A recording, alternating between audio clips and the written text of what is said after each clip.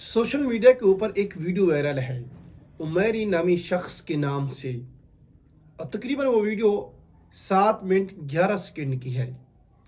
और जब भी आप सोशल मीडिया का कोई भी प्लेटफॉर्म खोलेंगे आपको एक ही बात मिलेगी और एक ही वीडियो मिलेगी, वो उमैरी नामी शख्स की वीडियो है। लोग उसके ऊपर बहुत ज़्यादा तबसरे कर रहे हैं, कलम भी चल रही हैं, लोग मीम्स भी बना रहे हैं।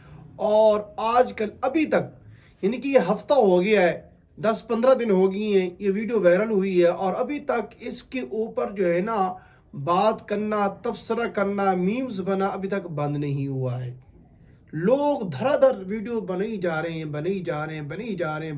हैं और पता नहीं लोग इस वीडियो से निकालना ही क्या चाहते हैं। देखें वीडियो क्यों वायरल हुई है, लोग उसको क्यों देख रहे हैं, क्योंकि उसके अंदर गंद है, गलत चीज़ें हैं।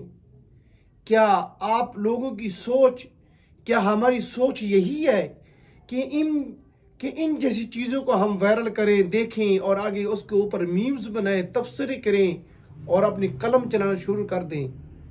यही हमारी इस्लाह की गई है, यही हमारी तरबियत है। बड़े बड़े सोशल मीडिया वाले जो है ना इसके ऊपर काम कर रहे हैं और जिसका भी पेज वगैरह चैनल वगैरह नहीं चलता वो आकर ना इसके ऊपर आकर बात ही कर लेता है, वीडियोस बना लेता है। देखिए याद रखें, ये कोई अच्छी चीज़ नहीं है, ये कोई ऐसी चीज़ नहीं है कि आपको जन्नत में ले जाएगी। अगर आप किसी की बुराई देखती हैं, किसी का ऐब देखती हैं, तो हमें ये सोचना चाहिए कि इस्लाम हमें इस बात का क्या हुक्म देता है, इस्लाम हमें इसके बारे में क्या ऑर्डर करता है। तो उस बात को, इस्लाम को मद्देनज़र रखते हुए फिर आप अपना तबसरा करें, अपनी बात करें। ये जो वीडियो वायरल हुई है, क्या ये अच्छा ही है? नहीं भाई, ये ऐब है एक शख्स का, इसको इस्लाम ने हमें छुपाने का कहा है। नबी करीम सल्लल्लाहु अलैहि वसल्लम का इरशाद मुबारक है कि अल्लाह रब्बुल इज़्ज़त ये फरमाते हैं कि जो शख्स दुनिया में रहकर मेरे मखलूक के ऐब छुपाएगा, कल क़यामत वाले दिन मैंने उनके ऐबों के ऊपर पर्दा डालना है जब कोई बंदा किसी की सुनने के लिए तैयार नहीं होगा। देखिए कितना बड़ा सवाब है, अजर है।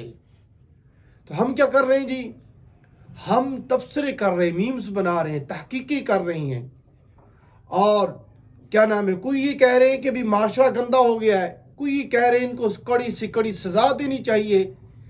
भाई देखें, इदारे मौजूद हैं, अदालतें मौजूद हैं, तो जब वो अपनी तहकीक के मुताबिक, अपने मिजाज के मुताबिक कार्रवाई कर रही हैं, मालूमात ले रही हैं, तो फिर मैं और आप कौन लोग होती हैं कि उनकी ज़ातियात के ऊपर जाकर बातें करना और आम लोगों के ऊपर वीडियो बनाना कि भाई ये लड़की के भाई हैं, दानू शानू मानू, कि इस तरह की मीम्स बनाकर वायरल करना।